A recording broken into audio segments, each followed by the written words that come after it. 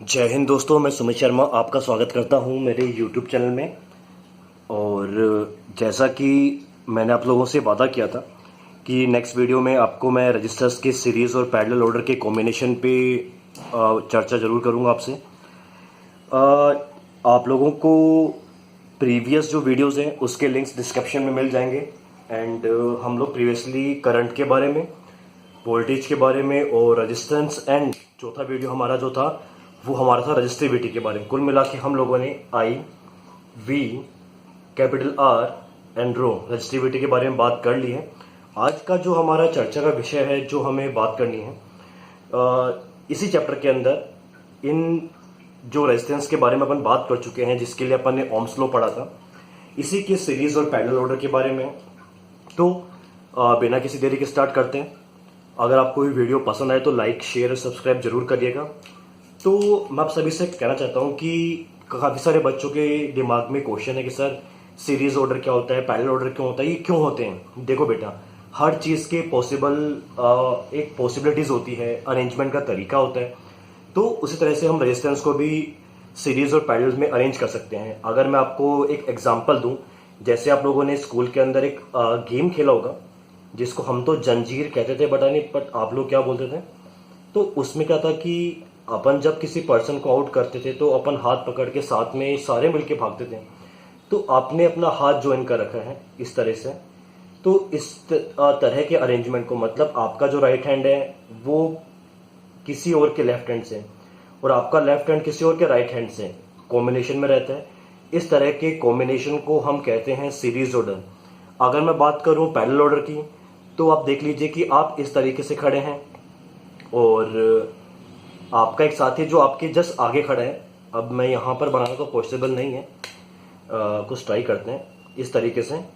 और एक आपका साथी पीछे की ओर खड़ा है आपके, ठीक है, एक साथी आपके पीछे की ओर खड़ा है।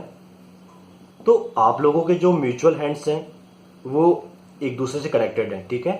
आपका राइट आपके दोस्त के पीछे वाला जो राइट है और आपके जो दोस्त आगे खड़ा है उसका राइट, सारे एक साथ बंधे हुए हैं और आप सभी के लेफ्ट एक साथ जुड़े हुए हैं। इस तरह के ऑर्डर को बोलते हैं पैरेलल ऑर्डर और इस तरह के ऑर्डर को बोलते हैं सीरीज वन।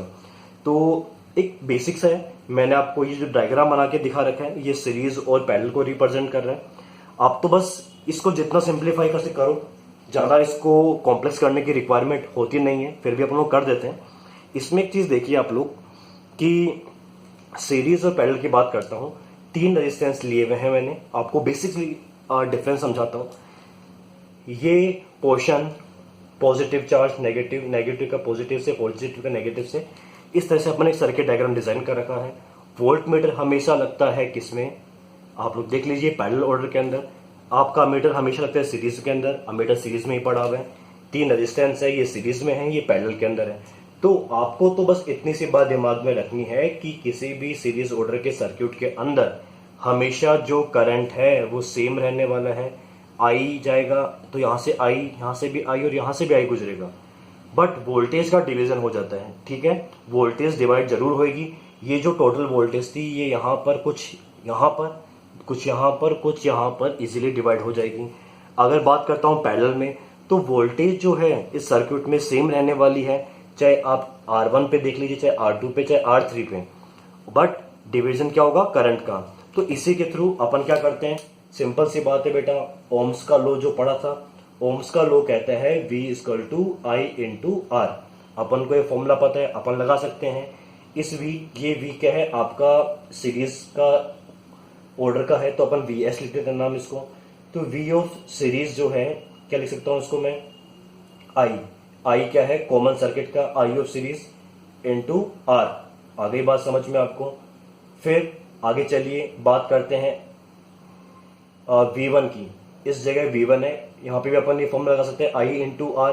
तो बेटा करंट तो सेम ही है, I ऑफ सीरीज, R क्या है, R1, I of series, R क्या है, R2, V3 जगह I ऑफ इस सर्किट का और R3।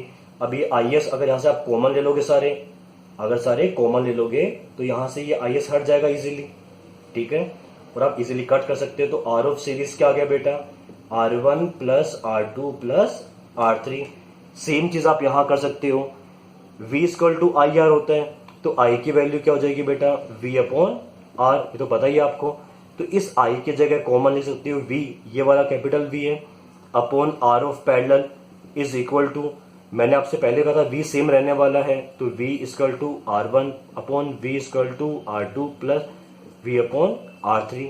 अपन ने इस इक्वेशन में वैल्यू स्पोर्ट कर दी, यहाँ पर ये वैल्यू स्पोर्ट करी थी, वी कॉमन है कट कर सकते हो, तो आपको रिजल्ट में क्या मिल जाएगा बेटा, यहाँ पे one upon R of parallel equal to one upon R one plus one upon R two अपॉन one upon R three. Simple सा बात है। कुल मिला के अगर सीरीज ऑर्डर में रेजिस्टेंस होंगे तो इस तरीके से आपका रिप्रेजेंटेशन होगा, पैरेलल होगा तो इस तरह से अपन कंबाइंड सर्किट का रेजिस्टेंस निकालने में हेल्प करेंगे। अब यही चीज एग्जांपल के तौर पे आपको समझा देता हूँ। एक छोटा सा एग्जांपल लेते हैं, देखिए बेटा बहुत इजी है, घबराने की जरूरत ही नहीं है। देखो मैं मान लेता हूँ कि जो R1 है, R2 है और R3 है, इनकी बात कर लेते हैं। ये 1 ओम का, ये 2 ओम का और ये आपका 3 ओम का, इसको ले लीजिए। तो आर ऑफ पैरेलल मतलब कंबाइनली सर्क्यूट का मेरा कितना आ जाएगा रेजिस्टेंस, 1 + 2 + 3 इक्वल टू 3 2 5 और 1 6 ओम। इस चीज को दिमाग में रखना। यहाँ की बात करता हूँ 1 अपॉन RP, बच्चे बहुत मिस्टेक करते हैं। 1 अपॉन 1 बेटा, 1 अपॉन 2, 1 अपॉन 3, R नीचे आने वाला है। बच्चे इसमें बहुत मिस्टेक करते हैं, देखना कहाँ मिस्टेक होती है। 3 दूनी 6, LCM 6 आएगा, 6 1 जा 6, 2 3 जा 6, 3 2 जा 6, 6 3 9, 9 2 11, 11/6।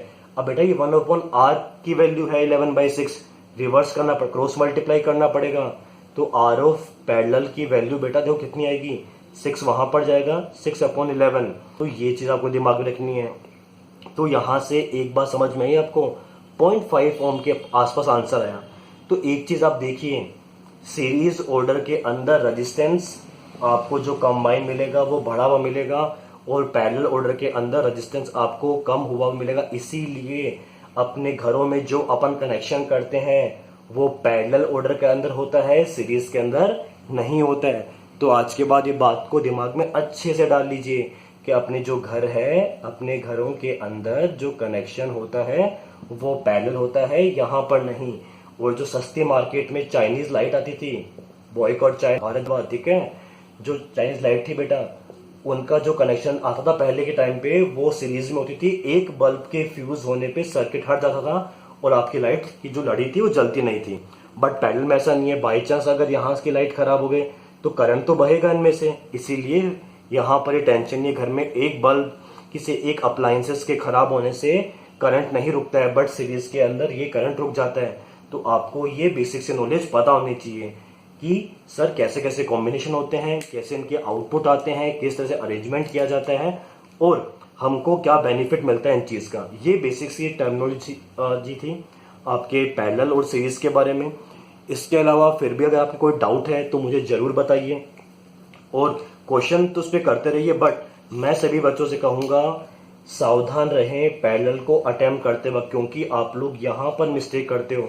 1 अपॉन R की वैल्यू आती है और आप एग्जाम में लिख आते हो, बट वो वैल्यू एक्चुअली 1 अपॉन R की होती है। तो इसलिए आपको R की वैल्यू निकाल के आना बहुत जरूरी है।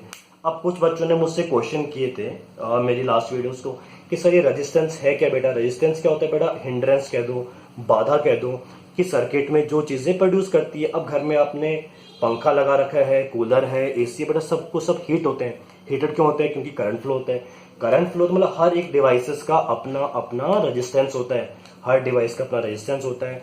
जितनी पावरफुल डिवाइस उतना ज्यादा रेजिस्टेंस क्रिएट करेगी, उतना ही कंजप्शन होगा। इसीलिए ये क्या अपन उसको रेजिस्टेंस ऐसे तरह से शो करते हैं ताकि जो अपन पेपर वर्क करें उस पे जो चीजें हैं इजीली अपन अटेम्प्ट कर सकें।